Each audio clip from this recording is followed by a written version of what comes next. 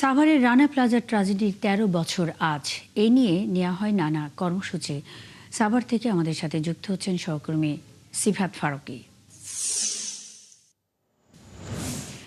সিফাত, দিনটি উপলক্ষে কোনো কর্মসূচি রয়েছে কিনা এবং দুর্ঘটনায় আহত শ্রমিকদের বর্তমান অবস্থা নিয়ে জানতে চাই এবং ক্ষতিগ্রস্তরা কি বলছেন।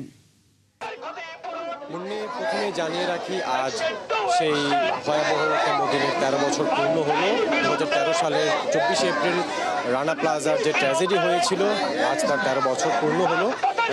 বলতে চাই, ঠিক রানা প্লাজার যে ভবনটি ধসে পড়েছিল, সেই ভবনটির সামনে একটি স্মৃতিস্তম্ভ রয়েছে।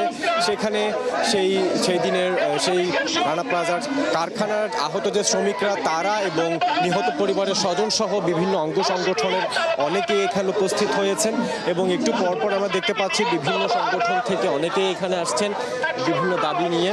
এখানে আসার পর আমরা সবার সাথে কথা বলে বা এখানে চিত্র দেখে আমরা যেটি বুঝতে পেরেছি, এখানে যারা শ্রমিক তারা যে দাবিটি করছেন, বেশ কয়েকটি দাবি তারা জানাচ্ছেন যে নিহত যে শ্রমিকরা তাদের আজীবন আয়ের একটি ব্যবস্থা যাতে করে দেওয়া হয় এবং আহত এবং নিহত উভয় পরিবারের যে ক্ষতিপূরণ, সেই ক্ষতিপূরণ তারা এখনও যথাযথভাবে পাননি, সেই ক্ষতিপূরণ যাতে তাদেরকে দেয়া হয়।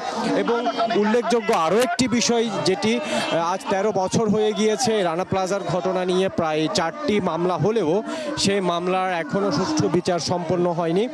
এবং তারা আরও বলছেন যে বিভিন্ন সময়ে যে যারা প্রতিনিধি যারা থাকে, তারা বিভিন্ন সময়ে বিভিন্ন কথা দেন, তবে সেই কথাগুলো তারা পূরণ করেন না এবং পরিবারকে পুনর্বাসন এবং আয়ের ক্ষতিপূরণ সহ সুচিকিৎসা এবং ২৪শে এপ্রিলকে জাতীয় শোক দিবস ঘোষণা সহ এবং রানা প্লাজার সামনে একটি পরিপূর্ণ স্মৃতিস্তম্ভ নির্মাণ করা সহ বিভিন্ন দাবি নিয়ে তারা এখানে এসেছেন।